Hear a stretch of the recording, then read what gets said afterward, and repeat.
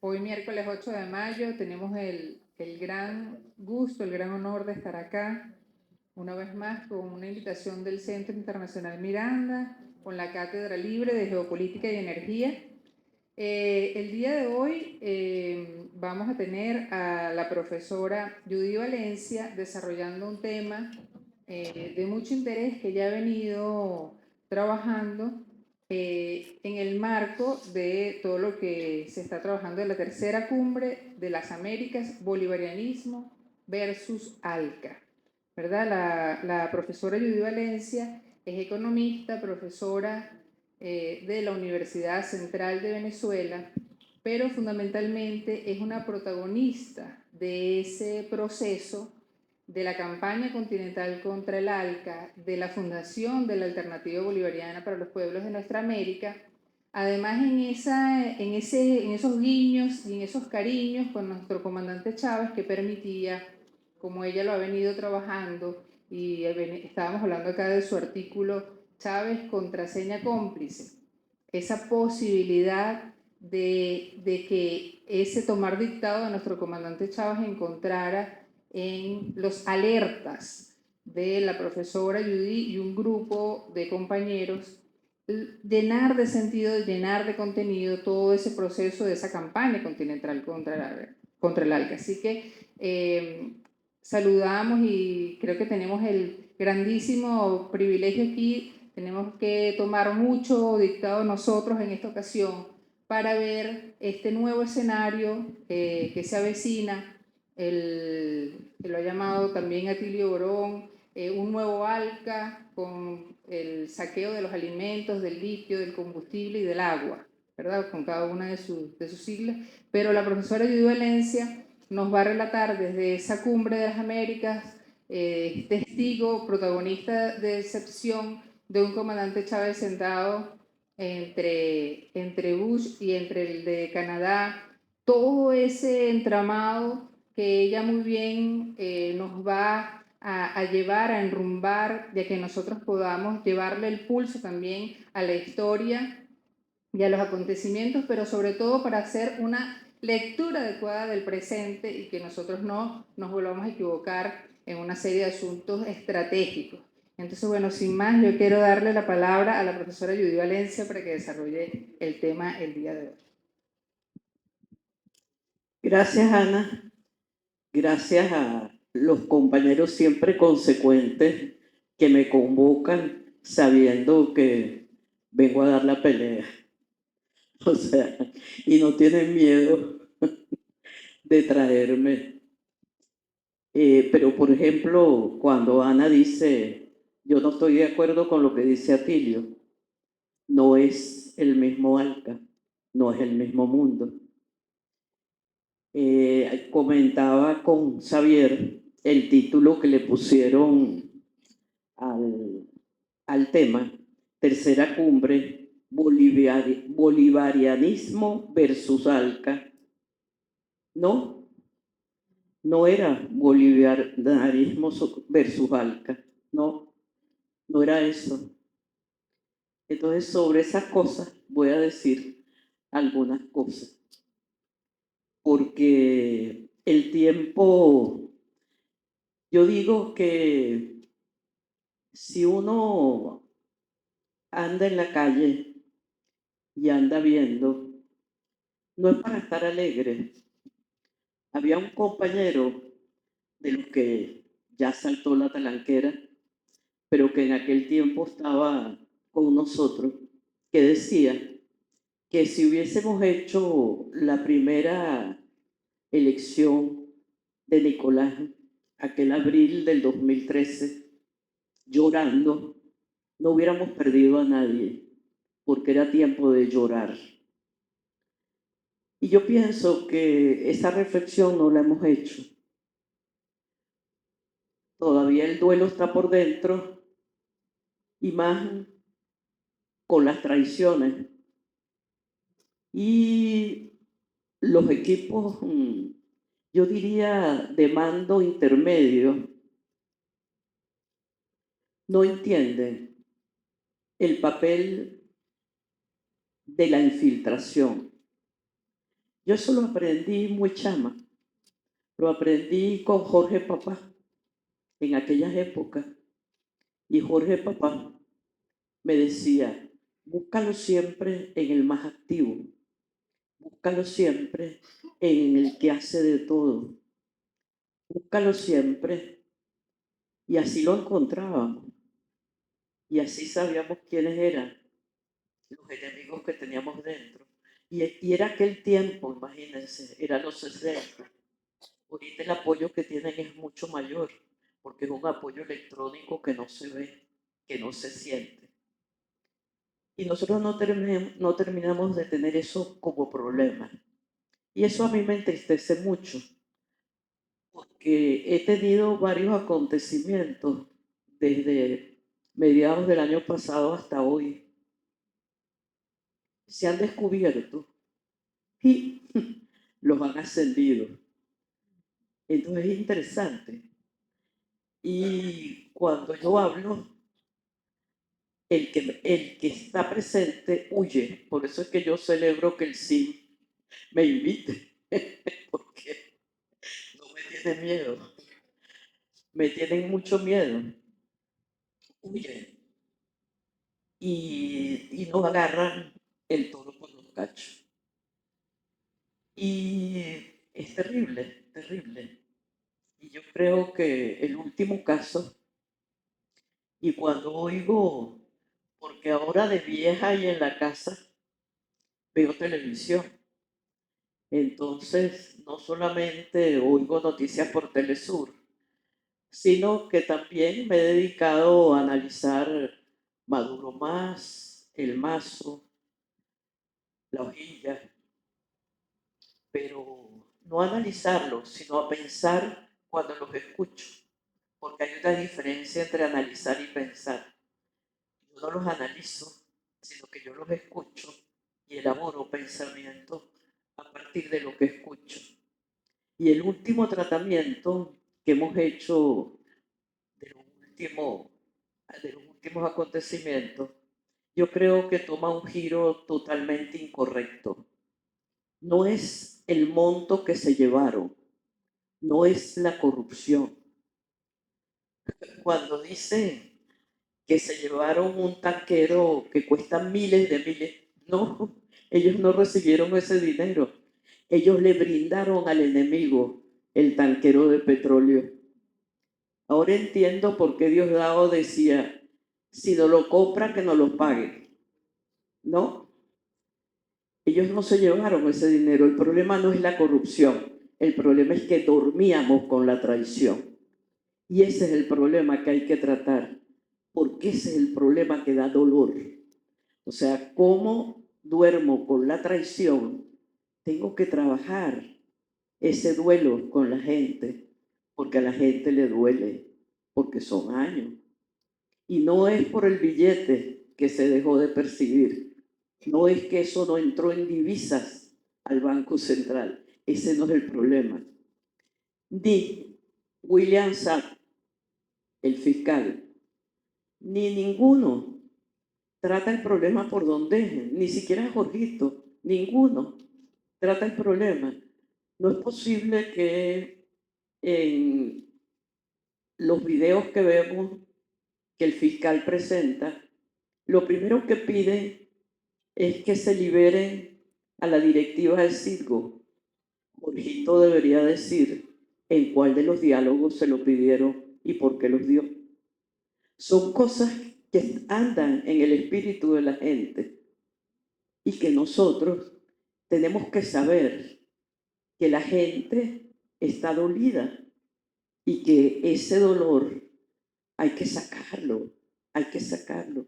Por eso yo decidí sacarlo hoy con ustedes, para dejar de sufrirlo, dejar de sufrirlo y poder volver a sonreír y dejar de llorar.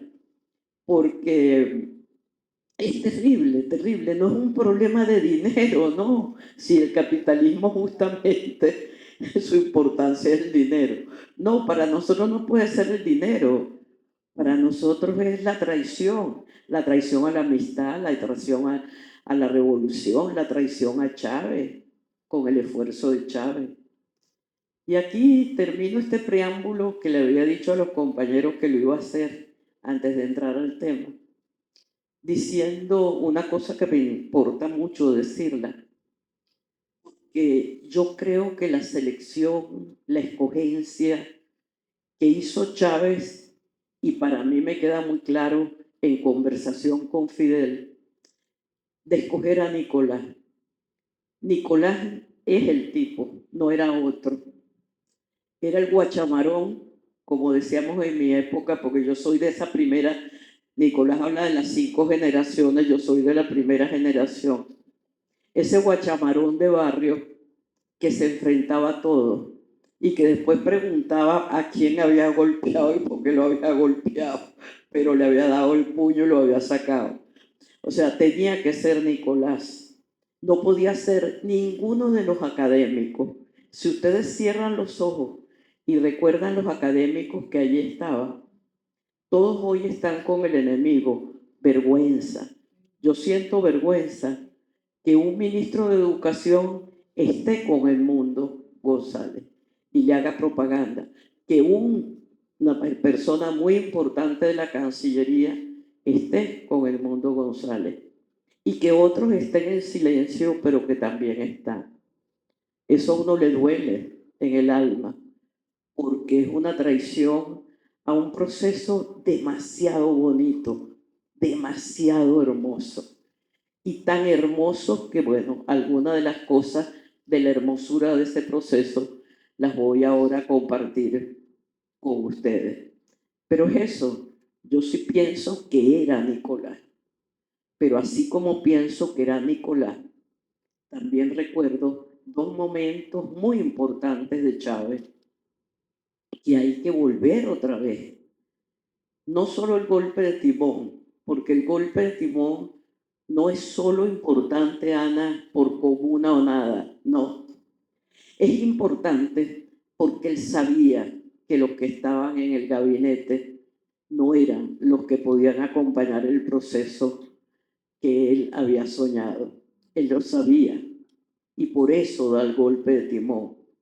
Y por eso vuelve otra vez a reproducir las leyes del poder popular, porque muchos de los que estaban allí, y algunos de ellos en ocasiones me lo dijeron, no creían en el poder popular, no creían ni sabían que Chávez en el 2010 ya le había puesto el ejecútese a las leyes. Entonces, cuando uno sabe ese tipo de cosas que andan escondidas por allí, oye, le duele todavía mucho más. Y tenía que ser Nicolás, porque Nicolás era el guachamarón y de hecho ha demostrado el poder pelear en muchos terrenos y en todos los terrenos y en todos los campos. Lástima que no está acompañado en ese nivel intermedio, que es el nivel que me duele, el nivel del tareísmo, que entonces no tienen tiempo para conversar lo fundamental, que se conversa rapidito, en poquitas horas. No hay que hacer talleres. No, eso no se aprende en talleres. Eso se siente cuando se conversa. Y se conversa y es sencillito. No hay que buscarlo mucho. Entonces yo sí creo que es Nicolás, que ha sido Nicolás. Y yo tengo una fórmula que los amigos que la conocen se ríen de por qué la fuerza del pueblo, esa resistencia, porque fue un pueblo que ya había insurgido, por eso ha resistido, porque sabe que es posible, por eso ha resistido ese pueblo. Pero además tenemos 5 personajes que mantienen, que es la fórmula que hace reír, que tenemos un Dios endiosdado, tenemos 2 hermanos en Delcy Jorge. Tenemos un padrino, el padrino López, y para final tenemos un San Nicolás. O sea, es una fórmula que conduciendo a ese pueblo guerrero, a ese pueblo rebelde, a ese pueblo sabión, a esa sabiduría, oye, estamos todavía aquí y podemos reírnos entre nosotros y reírnos de nosotros mismos, muy a pesar de las traiciones, muy a pesar del dolor de la traición. Hasta aquí el preámbulo para que lo piensen, para que lo trabajen. Yo creo que lo que nos falta por descubrir, Jorge Riaza lo decía en el programa de Pulso, pero no lo decía como me hubiera gustado que lo dijera. Él decía que la revolución se tenía que ir deslastrando. Es que no se deslastra sola, es que somos nosotros los que tenemos que sacarlos. Ellos no se van a ir porque les pagan para eso, como decía Jorge Papá. Judy, búscalo en aquel que sabe de todo y está en todas partes, porque le pagan para eso. Bueno, hasta aquí el preámbulo y ahora comienzo. Fíjense ustedes, ábreme mi amor, ábreme. Pero no voy a empezar por ahí. Voy a empezar por este. Tengo un gran problema de pulso, de ojos y de dispositivos, que no tengo ni siquiera apoyo para poder traerlo completo, como lo requieren ustedes ahora, a pesar de que los que me quieren me apoyan, pero como no es posible todo el apoyo. Bueno, decía del título, yo creo que hay que repensar la historia sintiendo el acontecer del mundo de hoy. Yo creo que es un momento de repensar nuestra historia y la historia. No solamente como historia insurgente, no, como acontecimiento. Repensarlo para precisar la dimensión de las luchas. Si no repensamos la historia, no podemos saber el desafío ante el que estamos. Estamos ante un gran desafío. Tenemos que replantearnos la dimensión del enemigo, pero no solamente del enemigo, sino también del enemigo que tenemos adentro de nosotros mismos, porque tenemos que entender que la felicidad es una construcción, es una hechura cultural. Cómo nosotros nos desculturizamos, cómo nosotros entendemos que la felicidad es una hechura cultural. Tenemos que tanto comprender la dimensión del enemigo como comprender que la felicidad es una hechura cultural. Entonces, pero pensar, no analizar, no. El análisis nos cierra las entendederas, porque alguien escribe algo y yo lo analizo. Alguien dice algo y yo lo analizo. Detiene mi pensamiento en las coordenadas que él usó para decir lo que dice. ¿No? Yo tengo que pensar. Yo tengo que pensar escuchando. Tengo que pensar porque yo tengo que militar con todo lo que llevo adentro, no simplemente con el contexto del texto analizado. Tengo que ir más allá. El texto, y eso lo dice Lyotard, pero como es posmoderno, no se lee. Lyotard dice que la importancia del texto no es lo que dice, sino lo que hace hacer. El texto hace hacer. Yo no divago en el análisis, no, yo devengo, yo no derivo del análisis que hace el otro, yo devengo. Y esos son armas que nos da Spinoza, que nos dan los posmodernos, que nos dan aquellos que de verdad son y están contra la modernidad. Y estar contra la modernidad es estar contra el capitalismo. Estar contra el capitalismo es estar contra el imperialismo, porque siempre, desde los inicios, la expansión de Iberia hacia América fue una expansión con exterminio intencional. Eso no es novedad. Siempre fue así. Una estrategia de expansión con exterminio intencional. Entonces, pienso que esos son elementos que tenemos que estar presentes. ¿Cómo zafarnos de ese discurso continuado? ¿Y por qué digo esto? Porque nosotros agarramos modas. La moda de ahorita es el monroísmo, la doctrina de Monroe, ¿sí? Pero no es de Monroe, no. Esa es la doctrina de esa expansión fundacional. No es de Monroe. Monroe lo que hizo fue enunciarla y practicarla cuando ya la podían practicar a finales del siglo XIX. ¿No? Entonces no es Monroe, ¿no?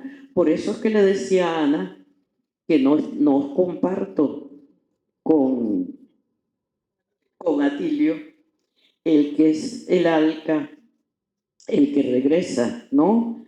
Porque lo que regresa no es Monroe. Monroe se agotó en la década de los 90, no más Monroe. Hay un artículo mío por allí que no sé si algún día saldrá publicado, pero en un texto que se escribió sobre Monroe, en donde yo detengo a Monroe en 1991. No más Monroe, no más Monroe. No más Monroe porque Washington se fue hacia el mundo. Y cuando Washington retorna, no retorna con Monroe. No retorna con Monroe. Es otro tiempo. Entonces no podemos estar encasillados en el tiempo de Monroe. Entonces pasa eso, porque Monroe no nos explica la crueldad evidente de la ocasión que estamos viviendo en el 2024. Y esa crueldad nos permite, como nunca antes, pensar en el desafío, pensar en qué herramientas usar para ese desafío, pensar en que la invasión siempre ha sido con intención, que la intención de Occidente siempre ha sido y sigue siendo y será la de recuperar el continente que mantuvo atrapado, el continente América, y que se lo planteó y lo va a seguir planteando, la reestructuración del sistema interamericano como política de la cumbre de las Américas. Pero en esta ocasión extiende las garras de la OTAN sobre el continente. Entonces no es el mismo tiempo de inicio, es un otro momento. Es un momento en que regresa, mantiene la política necesaria de la reestructuración del sistema interamericano como política, que fue lo que enfrentó Chávez, lo vuelve de nuevo a traer hacia el continente, ya veremos cómo qué, pero con la OTAN. La OTAN siempre estuvo en el Caribe, porque hay isla británica, francesa, holandesa. La OTAN siempre estuvo en el Caribe, pero a partir del 2010, 2011, la OTAN está en Colombia. Y a partir del 2024, la OTAN está en el Esequibo y en Argentina. O sea que ya no es la misma, no es el mismo planteamiento, es la misma intención de reestructurar el sistema interamericano, pero esta vez ya no con las bases militares, no, con la OTAN, que se la cree toda y ya vamos a ver por qué. Entonces, asegurar el dominio militar del territorio de nuevo es política, exterminar el enemigo interno. Ya no es el mismo enemigo interno, es un otro enemigo interno. Ya no es el enemigo interno de los 70 que exterminó con el Plan Cóndor, que desapareció al guerrillero a la imagen del Che como operación selectiva. No, ya no es el enemigo interno.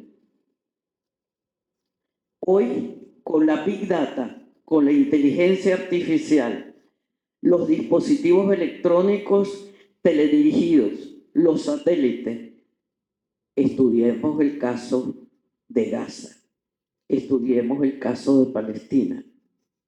¿Por qué las mujeres y los niños? La agenda de género nos dice que no hay que parir. Entonces son cosas que tenemos que pensar. Son cosas que no podemos automáticamente celebrar como las celebramos irresponsablemente. No, las tenemos que pensar.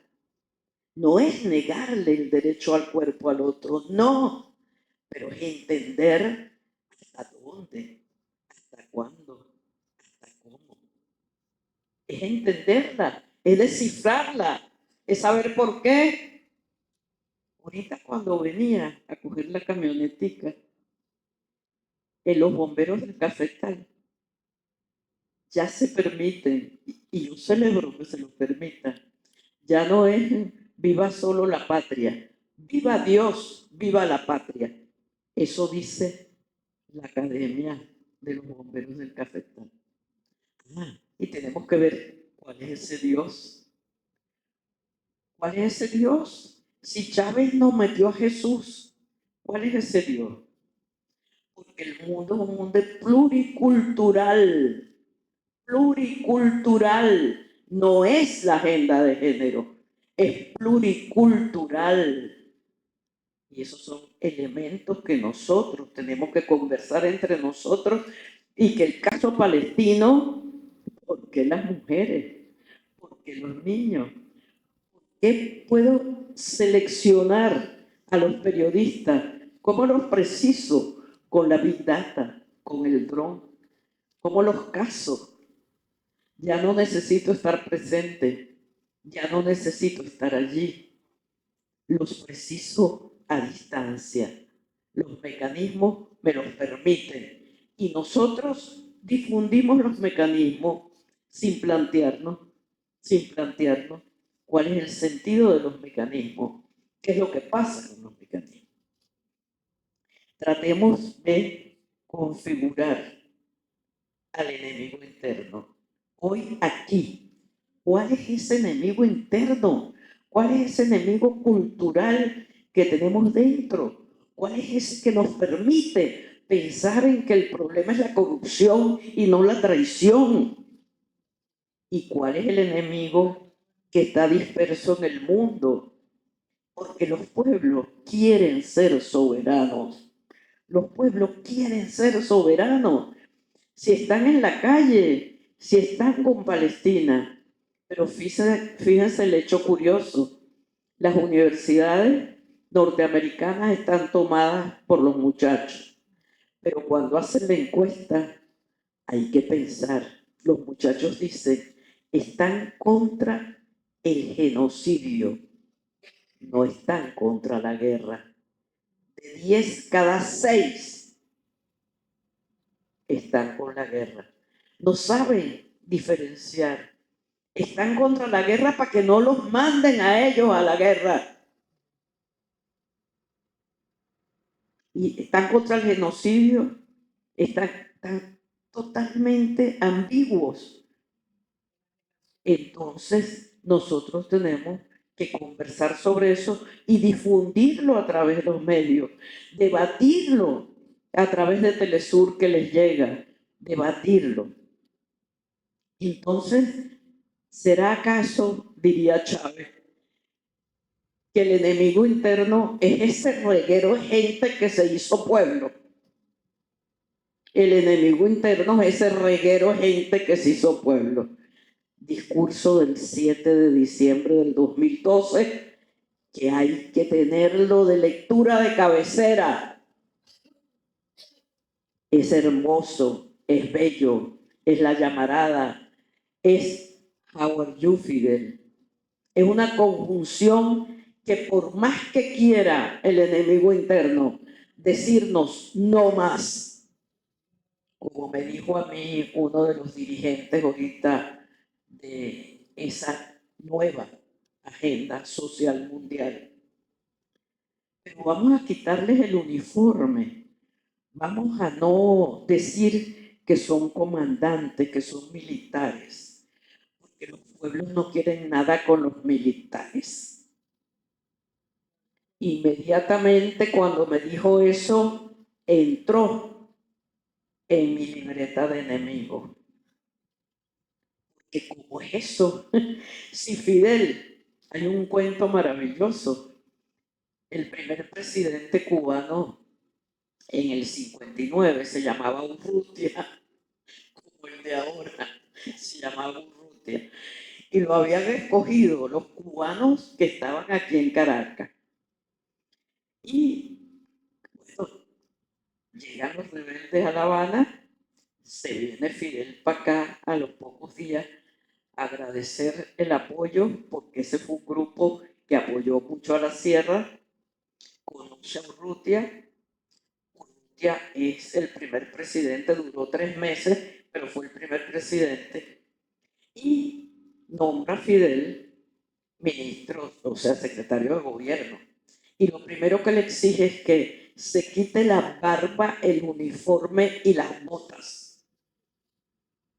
Y Fidel simplemente desde su comando de Santiago contestó y le puso el cargo a disposición. Es la simbología. Es maravilloso los símbolos que mantenemos. El símbolo de nuestra unión cívico-militar no puede quitarle el uniforme ni a Fidel ni a Chávez. No se lo puede quitar. Se tiene que hacer miliciano. No se lo puede quitar. Y el que nos los diga, que se los quite, tenemos que ponerlo en la lista de el pensar que hace. Entonces, tenemos que precisar si ese enemigo interno de verdad es ese reguero de gente. Y yo creo que sí, por eso lo quieren socavar, por eso quieren que deje de resistir, por eso quieren convencerlo. Pero no, porque está hecho por Chávez y por Chávez con Fidel, y no lo van a convencer. Ese enemigo será hechura de la secuencia de las mentiras, de la narrativa de la historia de la civilización occidental, transfigurada en las verdades de las imágenes evidentes al día, en fotos, videos, testimonios. ¿Será eso? ¿Será que ese enemigo interno es el que hoy patea calle después de haber visto en vivo y directo fotos, videos, testimonios de la crueldad posible y real? No que se le cuente, no, que la vio, que está allí, que sangró, que confirmó que la OTAN es el terrorismo, que la OTAN es la que financia el terrorismo, que Bush dijo que el enemigo era el terrorismo, no El terrorismo es el enemigo construido por ellos para poder seguir invadiendo, para poder seguir exterminando a nombre de que lucha contra el terrorismo. Entonces esto se junta al primer preámbulo. Este es un segundo preámbulo. Hemos de pensar sobre ese enemigo. ¿Quién es ese enemigo? Pero me han invitado y se trata es para hablar de la tercera cumbre. Esa tercera cumbre fue convocada, era cumbre de presidentes, y Chávez, novato, en el 2001 asistió. Chávez, novato, asistió a Quebec, a Canadá, un 17 de abril del 2001. Fíjense, es abril del 2001. No han tumbado todavía las Torres Gemelas de Nueva York, que es un 11 de septiembre del 2001. Entonces, Chávez en Quebec es un momento antes de la caída de las torres. Sí, está entre Bush y el canadiense, pero Bush todavía no ha hecho su discurso de octubre del 2001. Y aquí la contrarrevolución es 2001, seguía encubierta, porque las leyes habilitantes van a ser del 13 de noviembre del 2001. Entonces, abril del 2001 no tiene absolutamente todavía los hechos ni de las Torres Gemelas ni de el descubrirse la propia oposición que estaba encubierta. Venía como política de cumbres la reestructuración del sistema interamericano. Una vez que habían desechado la política panamericana, la estrategia de la reestructuración es de anexión territorial. Anexión territorial.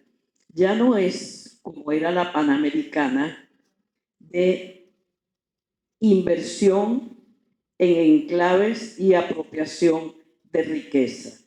La reestructuración del sistema interamericano es la anexión territorial y está firmada en la Declaración Constitutiva.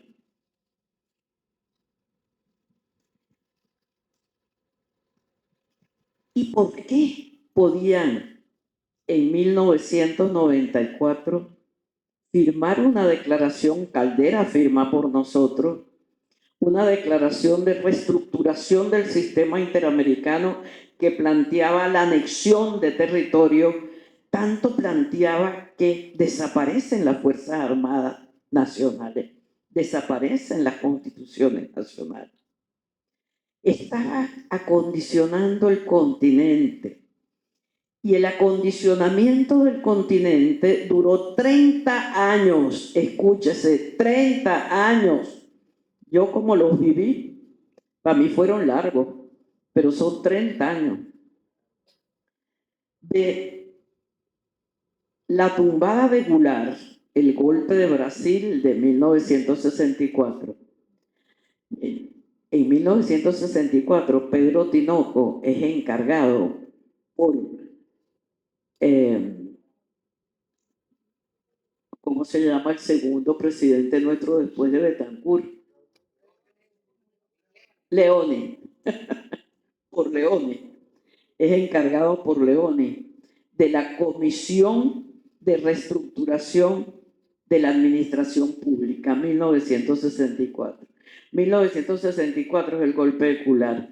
Y ahí empieza un experimento. Y ese experimento va a haber sido cumplido en 1994. Estaba la mesa servida. Los 35 gobernantes firman la declaración. La cosa es que como las brujas de que vuelan, vuelan, era un 14 de diciembre de 1994 en Miami, simbólico, y resulta que Chávez, ese 14 de diciembre, se encontraba con Fidel en La Habana en 1994 y se conocían por primera vez. O sea, porque las brujas de que vuelan, vuelan. Pero durante esos 30 años se había condicionado y se había experimentado políticas de unificación de intereses intercapitalistas. Escúchese. Se habían unificado los intereses intercapitalistas de las 35 naciones del continente. Y eso es importantísimo. Nosotros tenemos dos cartas históricas. La carta de Por la Mar, de la CTV, que dice, venga la inversión extranjera, y la carta de Maracaibo de Fedecámara de 1980, que diga, bienvenida la inversión extranjera. Es el primer señuelo de la unión de Fedecámara con la CTV, que la vamos a ver después en el 2001. Ya estaban juntos desde 1980. Entonces el laboratorio fue Brasil con el golpe de Estado de Goulart, que unió a los capitalistas nacionales e internacionales dirigidos por la dictadura militar, que va a durar del 64 al 83. Después vendrá el asesinato de Allende del 73, el Plan Cóndor de exterminio del enemigo interno guerrillero que le planteaba obstáculos a la inversión directa extranjera. El Plan Cóndor será Paraguay, Uruguay, Argentina, Chile, Bolivia, todo el cono sur. En 1977 aparecerán las madres de la Plaza de Mayo. Todo el 80 será la guerra centroamericana con el experimento Irán-Contra. Y a la misma vez que ese experimento recorría el territorio, se daban tratados, convenios en el consenso de Washington. Todos los gobiernos se endeudaron. Se endeudó Carlos Andrés con el precio de petróleo entre el 75 y el 79 y con la nacionalización. Y se endeudó Bolivia, que era el más pobre. Bolivia se endeudó con los organismos de Naciones Unidas y Venezuela se endeudó con la banca comercial privada. Es que la deuda era un dispositivo, es un dispositivo. Esa es una deuda impagable, no se hizo para ser pagada, no, se hizo para dejar a los pueblos que elijan a quien elijan, el elegido no tendrá con qué, porque tiene que pagar los intereses de la deuda. Llevé yo por allá, por el 97, un papel de trabajo a un intercambio internacional en Quebec, donde planteo la deuda como dispositivo, que fue un dispositivo del consenso de Washington. Bellísimo el Gumersindo, la inteligencia de Gumersindo es, como dicen los franceses, hay que quitarse el chapo, el sombrero. Gumersindo polemiza con Luis Herrera y le dice, no, este no es un estado hipotecado. No, si tú conviertes la deuda en privatización, te darás cuenta. Era parte del consenso de Washington. Pero Luis Herrera no lo hizo. ¿Qué pasó? Que los capitales se fugaron y se comenzó a adecuar todo lo legal. Y dirá Lucinchi, la deuda privada es también deuda del Estado. Entonces, esos son hitos que están allí, pero no hay tiempo para verlos, no hay tiempo para buscarlos, no hay tiempo para empatarlos, no hay tiempo para entenderlos y no tienen que estudiarlo. Lo que tienen es que escuchar a quien le siguió la pista, a los que le hemos seguido la pista, porque no soy yo sola, somos varios. Entonces, una adecuación legal, jurídica, financiera.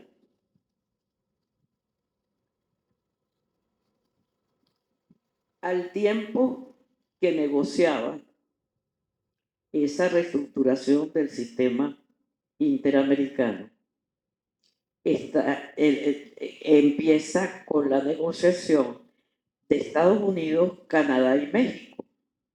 En ese famoso tratado de libre comercio que se llamaba TELECAN. Ese es parte del experimento. ¿Hasta dónde llego? ¿Hasta dónde aguantan? Midiendo fuerzas, negociando para establecer las normas, las disciplinas, el cuerpo jurídico de la Constitución del Norte para extenderla a través de la reestructuración del sistema interamericano a todas el resto de las naciones. Estaba listo el territorio y al estar listo el territorio convocaron a esa primera cumbre en Miami del 94, a la vez que confirmaban el amarre con la Organización Mundial del Comercio que se establece en enero del 95. El mundo global estaba listo. La Clinton se reía a carcajadas como se rió con la muerte de Gaddafi en Libia. Estaban listos. Los globalistas habían amarrado el continente. Un todo listo, incierto, pero ya comienza el reinado del imperio unipolar. Comienza en 1991 y va a durar hasta el 2001. No va a ir más allá.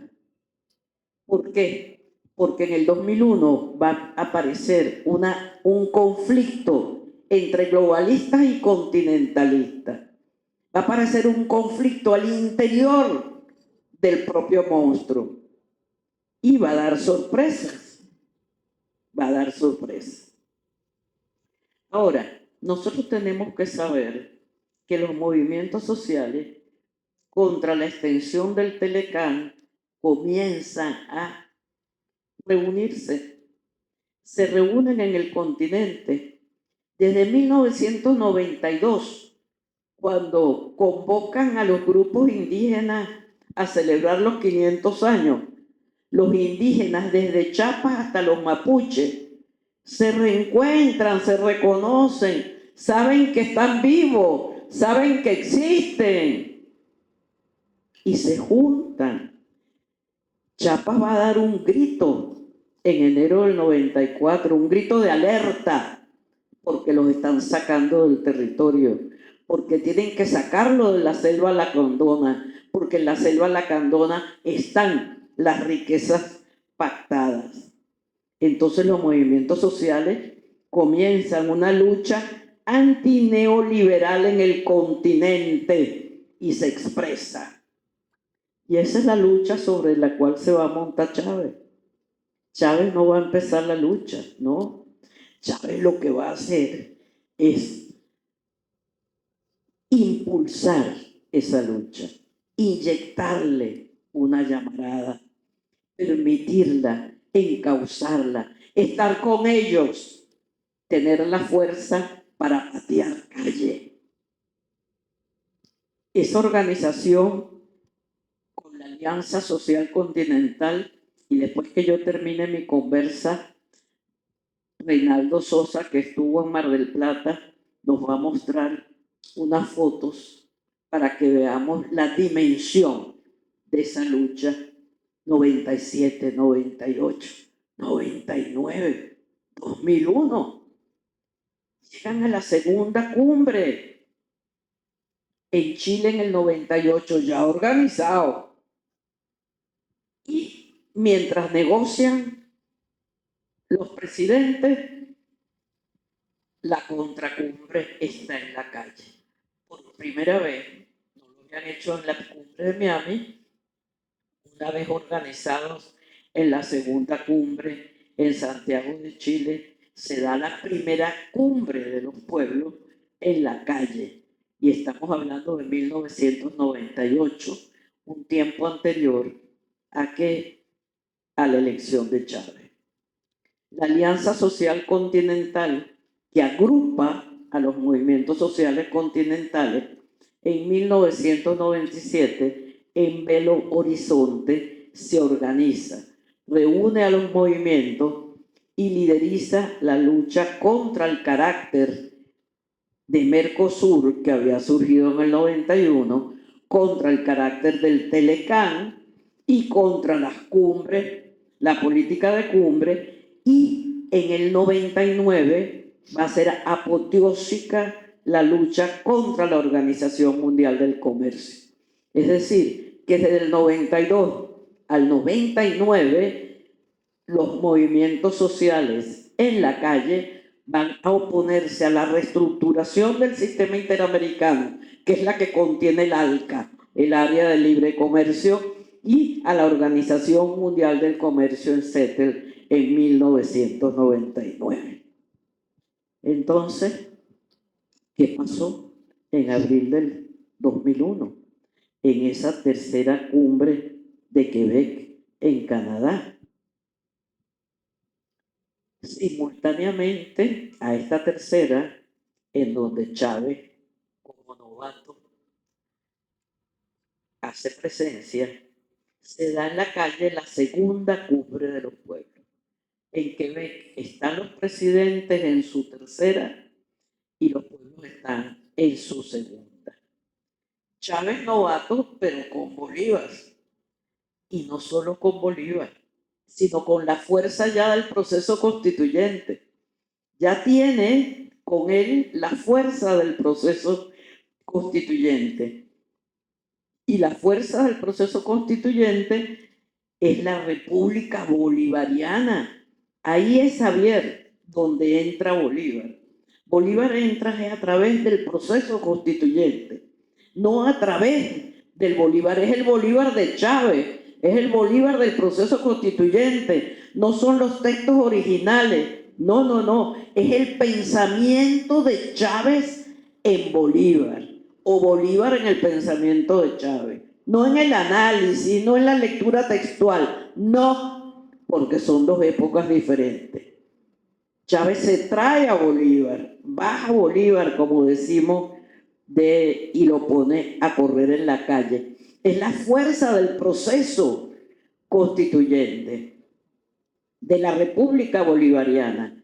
Y Chávez, de manera muy suya, y eso tenemos que saber que era así, novato y todo, sambo y todo, entre todo ese conjunto de presidentes, alza su voz y consigna dos reservas que son históricas, Ana, que hay que buscar en qué gaveta de Cancillería estarán guardadas, en qué gaveta, en qué lugar estarán las dos reservas, porque las dos reservas nos siguen siendo muy útiles y existe una otra reserva del Conceso de Cusco del 2003, histórica también, pero no, Cancillería las borró, no están. Esas dos reservas son muy importantes. Una reserva es la declaración de la reestructuración del sistema interamericano, como plantea una única constitución continental, solo reconoce la democracia representativa. Y Chávez va a decir, no, yo estoy preso por una constitución, por un proceso constituyente. Yo no puedo firmar una declaración sin reservar que nosotros creemos en la democracia protagónica y no en la democracia representativa, en un pueblo protagónico que no tiene representantes, sino que protagoniza su revolución y hace una reserva. Yo le decía a los cubanos que si ellos no desempolvan esa reserva de Chávez, en algún momento le van a exigir democracia de partidos. porque eso está metido en la CELAC. Eso es parte de la declaración de la CELAC. La aceptación solo de la democracia representativa de partidos. Por eso es que vemos que en Panamá hay como 30 partidos, aquí celebran que existan 37, porque esa es la que está allí, la que está tutelada por la Organización de Estados Americanos. Esa reserva es una reserva sumamente importante. Y una segunda reserva, que esa se burlaron de él por la reserva, porque la reserva era que el ALCA en Venezuela tenía que ir a referendo. O sea que no podía él aprobar que el ALCA entrara en vigencia en el 2005 porque, bueno, el pueblo le tenía que decir en referéndum qué hacer. Es el tiempo del Esequibo de ahorita, ¿ok? Yo me pregunto, ¿en qué gaveta de Cancillería están guardadas esas reservas? Porque son reservas históricas. Reservas que ahora con el regreso para acá y ya con la fuerza de la OTAN y no simplemente con las bases militares en Colombia, ¿de acuerdo? Nosotros necesitamos tener esas armas con nosotros. Todavía, como dije antes, en ese abril del 2001 no había sucedido ni la caída de las torres ni el discurso de Bush. Y Chávez, entre octubre del 2002, ya sucedido el golpe, y el sabotaje petrolero, descubre que sí es verdad lo que los pueblos decían, que el ALCA se estaba negociando como estructura financiera, comercial, económica de esa constitución continental de manera secreta. Era verdad lo que el pueblo decía. El pueblo decía, esos pueblos, esos movimientos en la calle, esa alianza social continental, decía, es que la negociación es en secreto. Lo que nos permiten ver en la página pública no es la negociación oficial. La negociación es en secreto. Y por supuesto, se pensaba que no, que esa era alucinación. Resulta que era ya el 2002, estábamos entre el golpe y el sabotaje, y era verdad. La delegación nombrada por Caldera en 1994-95 seguía negociando, y ya Chávez era presidente 99, 2000, 2001, 2002. Estaba negociando, muy a pesar de Chávez, presidente. La delegación manejaba una clave otorgada por la Secretaría de la Cumbre, que la cumbre es tutelada por la OEA, y había una copresidencia. Brasil y Estados Unidos ejercían la copresidencia y la siguen ejerciendo. Por eso retorna Celso Amorín, por eso retorna Fernando Enrique Cardoso ahorita, porque ellos eran copresidentes y era verdad, existía la clave. ¿Y qué hace Chávez? Chávez ordena que la clave asignada a Venezuela sea difundida por los movimientos de la Alianza Social Continental. Y entrarán todos los movimientos de la Alianza Social Continental a la página de Verdad. ¿De acuerdo? Estamos hablando 2003, 2004. La clave asignada a Venezuela fue difundida. Y las agendas entonces de lucha comienzan a hacerse. Se concentraban los encuentros en La Habana y en el Foro Social Mundial de Porto Alegre. En esos dos lugares se encontraban los movimientos y los movimientos elaboraban su cumbre de lucha. Fíjense ustedes que hay detalles que hay que siempre tener presente. Entre el tiempo de la tercera cumbre, abril del 2001, a la cuarta cumbre, Mar del Plata, 5 de noviembre 2005. Fíjense los años, 2002, 2003, 2004, finales del 2005. No se firmó el ALCA en enero del 2005. Se reunieron fue en noviembre del 2005. En todo ese tiempo estaban viendo qué diablo hacer con la Alianza Social Continental, cómo les hacía agua lo que habían estructurado durante 30 años y habían hecho desaparecer el enemigo interno durante los 30 años de acople del continente. Sucedieron muchas situaciones en América y en el mundo. Fíjense cuáles son los años. Afganistán, Irak, Libia, todo eso va a venir por ahí. Ahora, leo aquí un arma nuestra.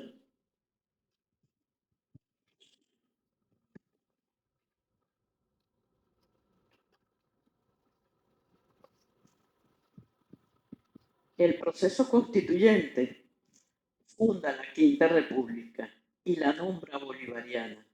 Hecho cierto, interrumpe la reestructuración pactada. Obama acierta al calificar la amenaza de inusual y extraordinaria. Chávez, practicando la política exterior bolivariana, desborda fronteras, deniega del ALCA, de la Asociación de Libre Comercio de las Américas, en Mar del Plata, con Mercosur e inventa el ALBA, junto a Fidel, con el Caribe, Petrocaribe. Brasil elige a Lula en el 2002 y se encarga en enero del 2003. Argentina escoge a Néstor Kirchner. En Uruguay gana el Frente Amplio con Tabaré Vázquez en octubre del 2004.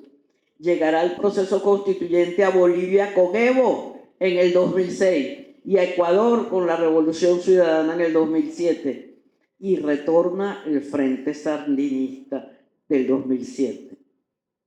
Desde 1999 hasta 2008, Washington y la estrategia continental pierde terreno, se empichaca. A partir del 2008 recupera fuerza. La contrainsurgencia se reinstituye entre el 2014 y el 2024.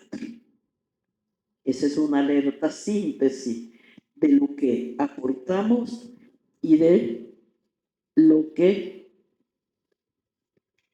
aportamos nosotros a ese proceso.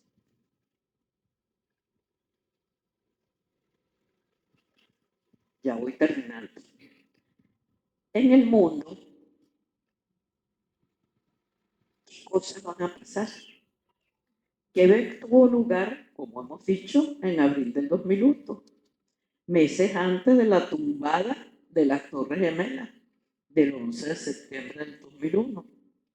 Será el 20 de octubre del 2001 cuando Bush declarará el terrorismo como enemigo principal.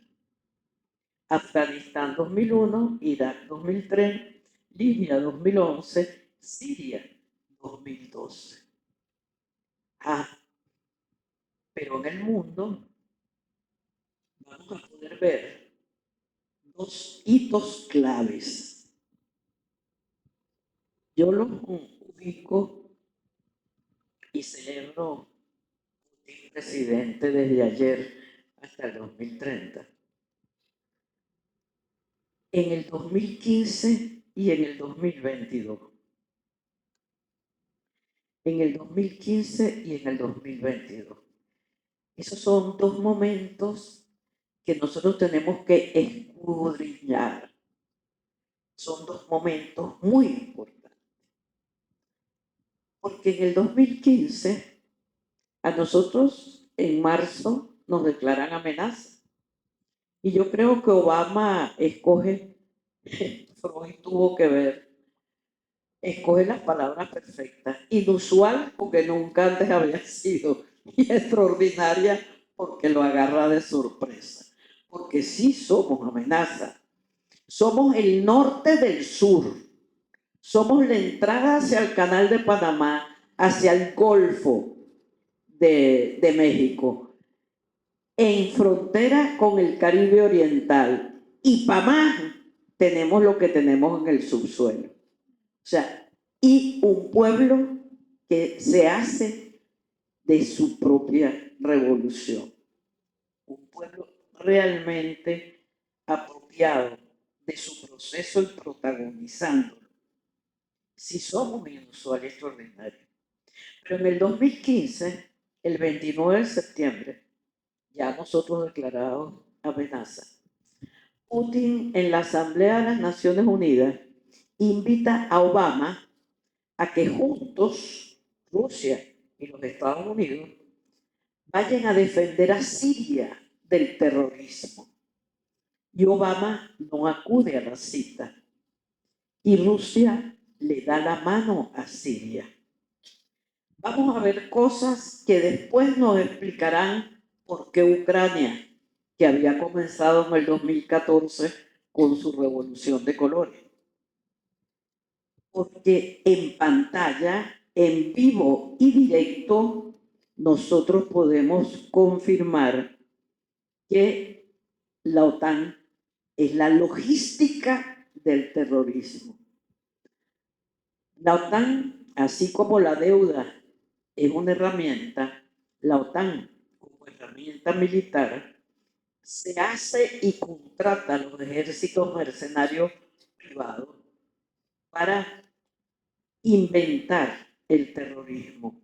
Y por supuesto que en esos pueblos tribales habrán personas que pueden ser convencidas y catequizadas a actuar como soldados de ese ejército mercenario pagado, porque no es un ejército que defiende nación, no, es contratos pagados. Eso también va a venir hacia América, hacia el Caribe, con el Plan Colombia y con el Plan Mérida, y va a estar entre nosotros. El capitalismo occidental disolvió a su enemigo principal, la Unión Soviética, en 1991. Acto seguido, diluye a la Europa Oriental y la anexa a la Unión Europea y comienza por pedacitos a introducirla en la OTAN. Proclaman un bloque: Estados Unidos, Unión Europea, Reino Unido, Gran Bretaña, Japón, Australia, Nueva Zelanda, con otros encubiertos, unos OTAN y otros con bases militares incrustadas en sus territorios.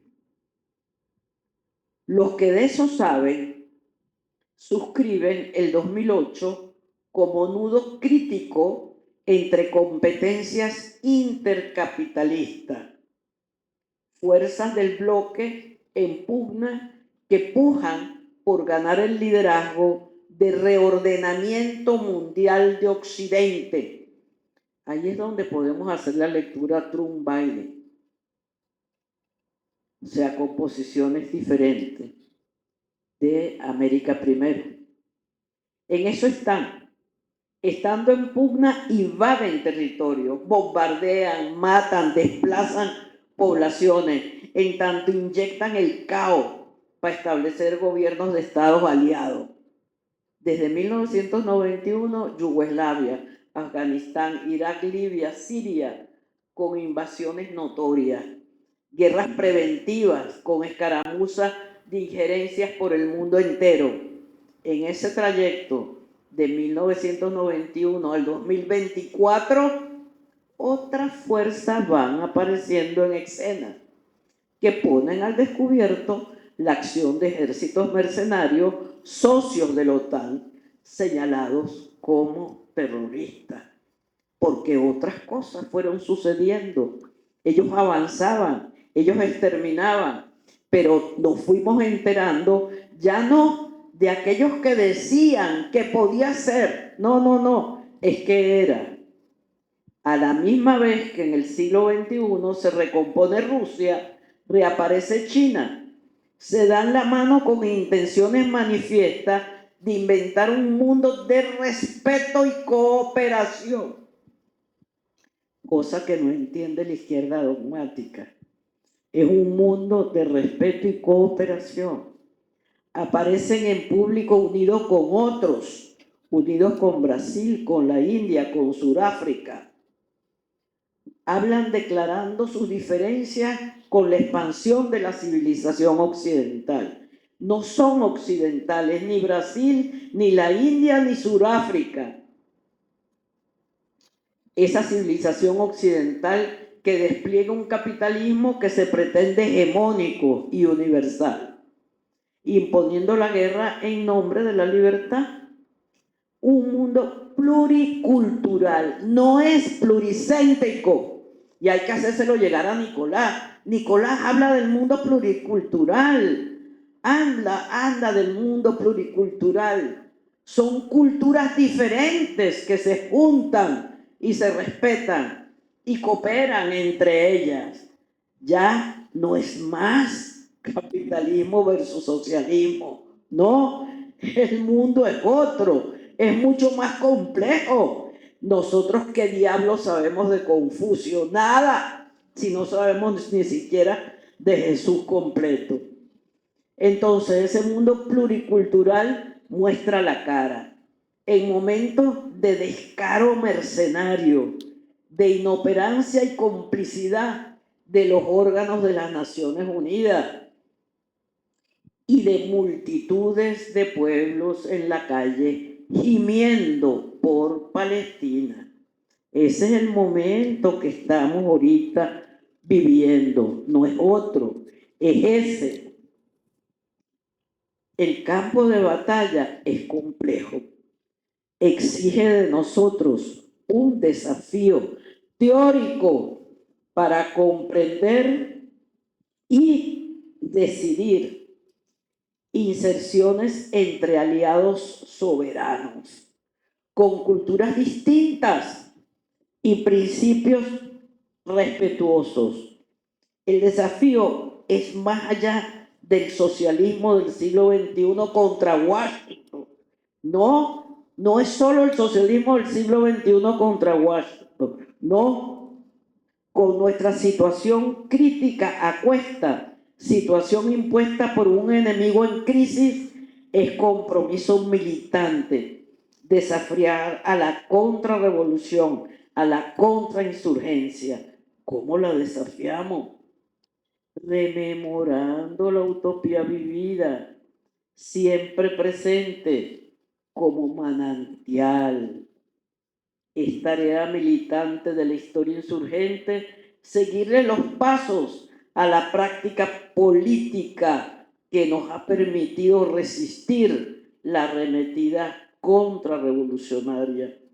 Cada día, todos los días, hagámoslo saber, proclamemos el sentido patriota de civiles y militares, militantes en unión cívico-militar, protagonistas de un gobierno de Estado que hace uso soberano, sabio, útil de las riquezas de cuerpo y alma, flora, fauna, tierra, agua, recogiendo las cosechas del cada día de un proceso inusual y extraordinario. En el mundo, y aquí la contrainsurgencia, la contrarrevolución, sí tiene proyecto. El proyecto es ese proyecto continental que regresa. Es ese anexarse, reviviendo la reestructuración del sistema interamericano, adaptado a los acontecimientos del siglo XXI. Pero sí tienen proyecto. Aquí dice, resalto. OTAN en Argentina, Macri, Milei, Brasil, Bolsonaro, Colombia. Impulsaremos los cambios necesarios, movimientos y gentes en la calle. Es más un aporte. Fíjate la importancia, ¿no? Si nosotros realmente hacemos conciencia de que somos amenaza inusual extraordinaria y que somos amenaza por lo que el proceso constituyente permitió y por cómo las misiones nos hicieron, o sea, porque las misiones nos hicieron pueblo. Las grandes misiones de ahora pueden reestructurar. O sea, si antes tenía que aprender a leer, tenía que sacar Rivas, tenía que llegar a Sucre, ¿de acuerdo? Robinson, Sucre, y para llegar a Sucre. Ahora no. Entonces ahora, como mujer, puede haber una gran misión mujer, una gran misión de jóvenes, pero antes eran especificidades. O sea, ¿qué tengo que aprender para poder ser pueblo? Para poder saber, para poder ser hechura. Entonces las primeras misiones lograron una etapa de ese pueblo, que es lo que nos dio la fortaleza. Y ahora nos reestructuramos de otra manera porque ya somos pueblo construyendo patria. Entonces las grandes misiones son un segundo tiempo, ¿de acuerdo? El problema es que nos los dicen matemáticamente como fórmulas y no nos explican el contenido y el cambio y la significación de poder ser ahorita mujeres cuanto antes fueron mujeres para aprender a leer, mujeres para llegar a la Robinson, para llegar a la Riva, para llegar a la Sucre, para hacer parto humanizado. Ahora no, ahora es la mujer integral, pero ya nos hicimos. Entonces puede ser la mujer integral, ya somos. Igual pasa con los jóvenes, igual pasa. Entonces es importante entender la importancia de las misiones. Ese discurso de Chávez del 7 de diciembre del 2012. Hace 20 años éramos un reguero de gente y ahora somos pueblos construyendo patria. 1992-2012. ¿De acuerdo? Entonces esos son tiempos que tenemos que tener presente para poder saber que aunque estén estos en el poder, nosotros a los pueblos le tenemos que decir que no se trata de pedir reivindicaciones, porque el capitalismo no se las va a dar, porque el capitalismo no da salud ni da educación. El capitalismo mata y quiere más bien que todos desaparezcamos, porque somos inútiles. Entonces es importante difundir cómo nos hicimos y no lo difundimos, no le decimos a los pueblos que están en la calle, no pidas salud, no, pídele a Petro que te haga, que te permita ser y no que te dé, no, sino que te permita ser, ¿de acuerdo? Entonces esas cosas son importantes. Aquí hay otra pregunta, pero quiero darle información, ¿no? De que hoy aparece en el Correo del Orinoco la columna, como todos los miércoles, del Centro Internacional Miranda, de Chávez y la Tercera Cumbre de las Américas, escrita por la profesora Judy Valencia. Y la pregunta es, ahí en ese artículo está la respuesta, pero bueno, nada como escuchar la respuesta de ella aquí. ¿Tiene la fecha exacta de las dos ocasiones en las que se dan cada una de las reservas? Que la reserva se da el mismo día. Es el 17 de abril del 2001 en Quebec. O sea, está la reserva, la tercera cumbre de las Américas. en esa tercera cumbre de las Américas que tiene lugar creo que entre el 17 y el 20 de abril en Quebec en el 2001, son las dos reservas. La reserva al punto de aprobar solo un tipo de democracia, que es la democracia representativa, y lo otro es el ALCA, la firma del ALCA para enero del 2005. Después Chávez va a reconfirmar esa reserva en el consenso de Cusco el 23 de mayo del 2003, en el Cusco, en el grupo de Río. En el grupo de Río. Por eso les decía yo que en la CELAC aparece solo la forma aceptada de democracia de partido y representativa, porque la CELAC tiene en su seno el grupo de Río. Y el grupo de Río, en el consenso de Cusco, el 23 de mayo del 2003, Chávez hace una reserva de nuevo, no aprobando el capítulo que solo acepta democracia de partido y representativa. Venezuela deja también una reserva en el grupo de Río. Quiere decir que si nosotros activamos esa reserva en la CELAC hay que debatir qué forma de democracia e improbar que sea solo de partido y representativa, porque está incrustado en la CELAC, porque en la CELAC está el grupo de Río, y esa es la trampa que hace Itamaraty para fregar el UNASUR de Chávez. ¿De acuerdo? Pero ese es otro cuento. Aquí la pregunta, según los últimos movimientos de la OTAN en Latinoamérica, ¿cuáles serían los de mayor alerta para Venezuela? Según los últimos movimientos de la OTAN en Latinoamérica, ¿cuáles serían los de mayor alerta dentro de Venezuela para accionar? Es que yo creo que no se pueden atrever. Fíjense, la cosa es que esa es una historia muy vieja. Es muy difícil que la OTAN, Nicolás todo el tiempo hablaba de la, ¿cómo se llama cuando te atacan por los dos lados? De la tenaza de Colombia y de Guyana, la tenaza. No, yo creo que es sumamente difícil. ¿Por qué es difícil? Que esos son los elementos de la historia que manejamos poco. Manejamos poco y ahorita con el ALBA y con el CARICOM y con el caso del Esequibo, tampoco entendemos qué papel juega ahí Guyana, ni qué papel juegan el apoyo del ALBA en el CARICOM. Son cosas que son facilitas. Por ejemplo, cuando Ana estaba en Comuna, ella publicó la ruta del ALBA en el 2009. Y eso existe. Y en la ruta del ALBA, de acuerdo, podemos ver los pasos. Eso existe. Es facilito, se lee rapidito y se tiene la información completa. ¿En qué sentido? En el sentido de que hay dos momentos de la Organización de Estados Americanos y un momento de Naciones Unidas. Cuando las Naciones Unidas se funda en 1944-45, de los 51 países firmantes, 20 son Latinoamérica.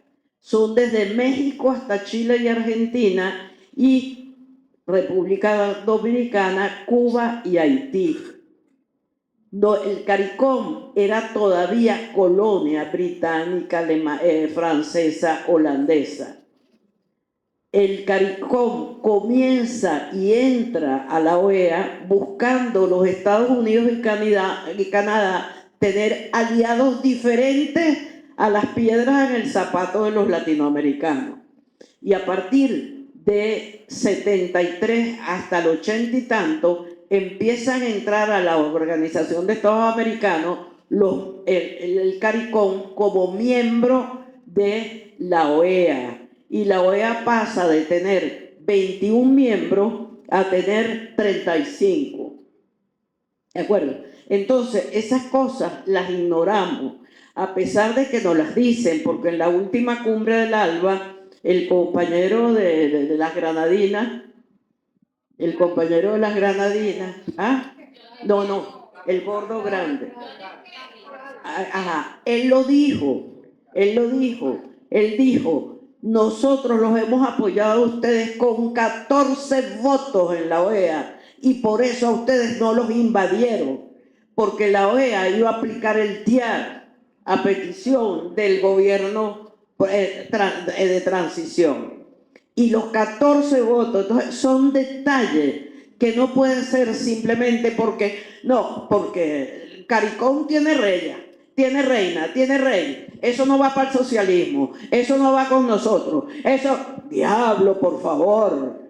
O sea, nos presentamos ante el mundo como unos ignorantes, tanto de las cosas que se mueven en el mundo como las cosas que realmente suman aliados. Es lo mismo que con China y con Rusia, ¿de acuerdo? Putin puede no ser miembro del Partido Comunista y China puede tener un proceso, una nación, dos sistemas, ¿de acuerdo? Pero cuando leemos y escuchamos y oímos a unos y otros, tenemos que generar las diferencias culturales, porque Rusia tiene más de 200 culturas a su interior y China no sé cuántas, comenzando por toda la filosofía de Confucio que se aplica y se incorpora con la de Mao y con la de Xi Jinping ahorita. Entonces, amigos, no podemos seguir siendo superficiales. Tenemos que volver a las raíces, como decía Chávez, a la raíz. Y es fácil. No hay que leerse 20.000 tomos, todo lo contrario. La academia no tiene ritmo de contraataque. La academia está al margen. La academia no sirve para esta cosa. Porque en la academia yo tengo que hacer un trabajo original. Yo no puedo permitir que Ana se lo copie. Yo tengo que investigar por yo no sé cuántos años. Cuando lo entregue tengo prestigio. Pero ayer me llegó a mí, por las vías esas que mandan ustedes, una broma de las historiadoras invitándome al Círculo Británico, a las becas del Círculo Británico. Es una maravilla en las redes nuestras, en las redes nuestras, invitándome a que opte por una beca británica. Entonces yo lo que le contesté fue, ¿y el Esequibo dónde se quedó? O sea, porque es que no puede ser. ¿De acuerdo? Porque no puede ser. Yo tengo como tres, o sea, las redes de los intelectuales, la Caracas Insurgente, poquitos, porque yo ni siquiera cargo el bichito conmigo, yo lo dejo en la casa. Pero bueno, los poquitos. Te felicito, Ana, cumpliste años, qué bien lo hiciste. Y no hay ningún debate de ideas. Las ideas no se debaten. Por ahí no fluyen planteamientos.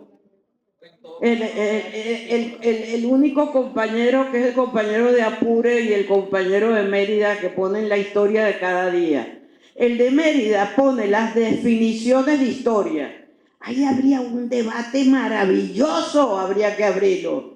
Porque ese señor pone a sirios y a troyanos, ¿no? Y el de Apure es una maravilla. La dimensión. Yo recién fui a Apure y aprendí una cosa. Por nosotros solo tratar a Páez como traidor, nosotros hemos borrado de nuestra historia al Apure, a la personalidad llanera del Apure, a los años de Bolívar con Páez en el Apure, donde Bolívar se hace lancero. Nosotros nos hemos olvidado, eso no lo hemos tratado. Y ellos todos los días nos sacan su historia. Nadie la comenta. Eso no existe. Y ellos la ponen, en todas esas redes la ponen. Nadie la comenta. ¿De acuerdo? Entonces un esfuerzo que, entonces no puede ser, las redes no pueden ser para eso, para yo felicitarte. No, suerte que no saben cuándo cumplo años. Aquí hay un aporte, un nuevo mundo es posible, pluriculturalmente hablando, sacándonos el dolor de la tradición del alma revolucionaria y conscientes de la amenaza inusual y extraordinaria que somos, cada uno de nosotros, repensando nuestra historia valientemente para defender nuestra patria. Sí. Y esta pregunta, bueno, da lugar casi que a otra conferencia. ¿Cuáles serían los grandes desafíos que debemos enfrentar en este siglo XXI desde hoy en día hasta el 2030? Mira, yo tuve una dolorosa experiencia hace 3 días. Me llevaron a conversar y yo, puse unos mapas del mundo de hoy, del Atlántico, del Pacífico, unos vaineros que puse. Cuando terminó la reunión, me di cuenta que ellos lo que estaban esperando es que yo les reforzara las instrucciones de Nicolás.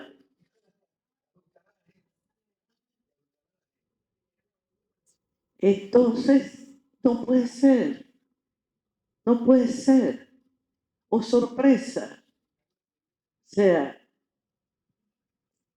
el esfuerzo, claro, yo feliz porque escribí esa broma y eso me queda. Esos papeles no los pierdo, ¿de acuerdo? Y el esfuerzo de pensarlo tampoco. Pero qué dolor. Y eran 80 personas, no eran 3 ni 4. Y todos los que se pararon a comentar, lo que querían era las 7T, las 3R, el .net y cómo llegó al 2030. Y resulta que eso hay que llenarlo de contenido. O sea, hay que llenarlo. Y el pueblo lo llenó. Yo no sé si ustedes vieron la presentación de las 7T que la hicieron en la Carlota. Yo las gocé porque eran detalles buenísimos de que por qué no me ponen los zapatos, de por qué no, era de verdad, verdad, o sea, el pueblo de verdad, verdad, diciendo lo que era cada una de esas T. Pero ¿qué pasa? Que después lo agarra mi amiguito de planificación y lo pone en cajita.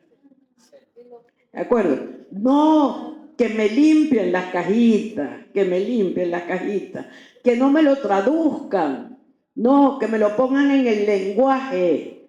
El compañero de Haití, que es un tipo bello del frente, Asteri dice, aquí se dijeron cosas lindas, yo solamente voy a pedir apoyo para mi Haití. Tan lindo, o sea, unas cosas maravillosas se dijeron ahí. Termino en relación a esa experiencia con otra experiencia muy buena. Muchos amigos académicos dicen, no, Judy, tú vives de sueño. Aquí en este país ya esto se lo llevó el diablo, ya esto no va para ninguna parte, aquí no hay comunas en ningún lugar. Yo, por supuesto, los borro, ni siquiera los comento, los borro. No existe. Porque, ¿qué es lo que es una comuna?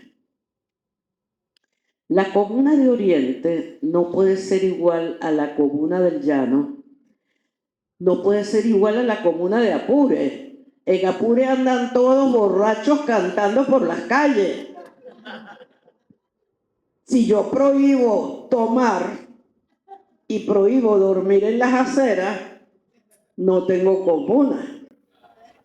Pero el congreso que se hizo de historia, la minuta fue una copla. Nunca a mí me habían cantado en copla. Fue una copla. Entonces, cualquier otro mundo.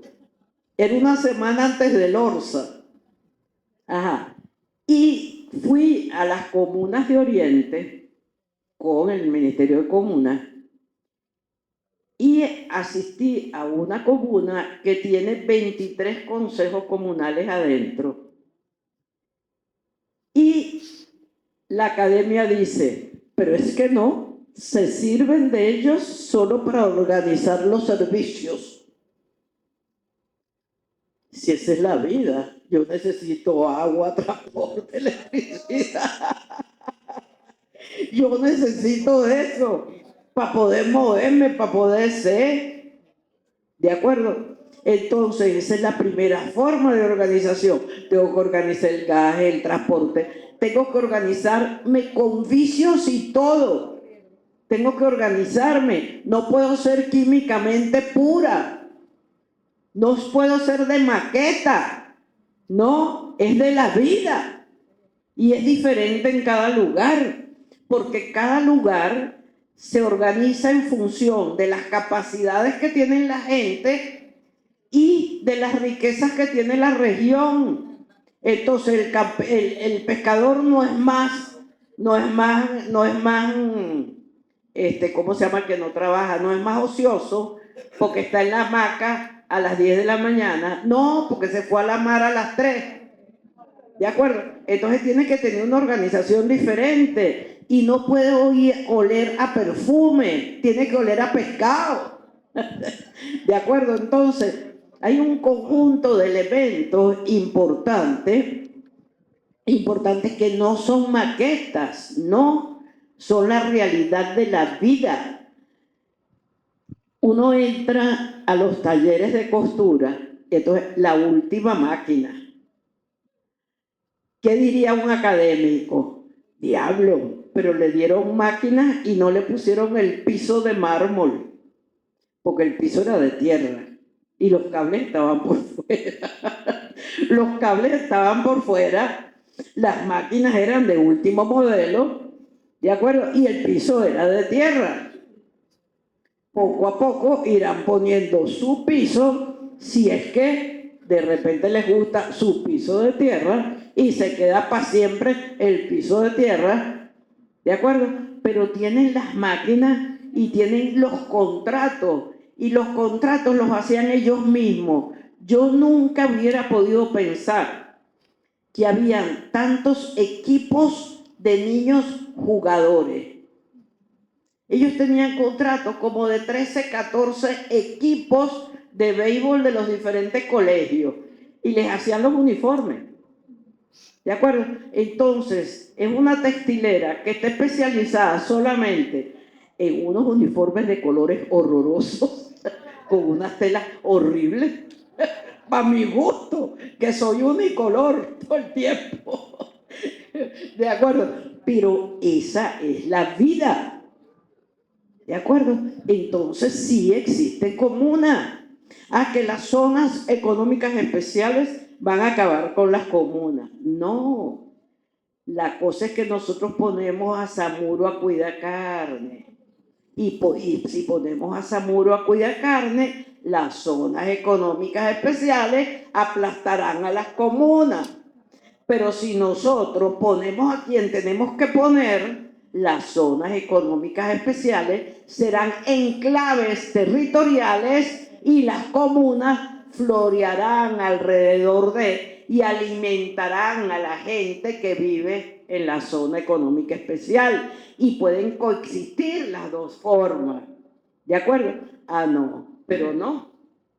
Entonces es importante entender que todas esas cosas están pasando y van a seguir pasando y van a ser mucho mejor para el 2030. En el Maduro más del lunes fue maravillosa la entrega de cuentas de la delegación que fue a China. ¿De acuerdo? Porque la delegación que fue a China entendió, porque ya no es dependencia tecnológica, sino que es aporte y complementariedad en la cadena de producción con los chinos. Entonces es otra cosa. Entonces ya no vale el dogma contra la inversión directa extranjera. Es extranjera, pero es junto con nosotros quiere ser culturalmente soberana, no quiere que se metan con ellos. Y Occidente lo único que quiere es meterse con todos los pueblos para hacer lo que están haciendo, martirizando a Palestina, porque ¿por qué necesitan la tierra de Gaza? Porque hay un canal que se llama Canal Ben Gurión, que es la ruta Ben Gurión que compite con la ruta de la seda y necesita salir al Mediterráneo. Y nadie comenta de que el muelle que quiere hacer los Estados Unidos no es un muelle humanitario, no, es un muelle para hacerse de la orilla para que el canal llegue. ¿De acuerdo?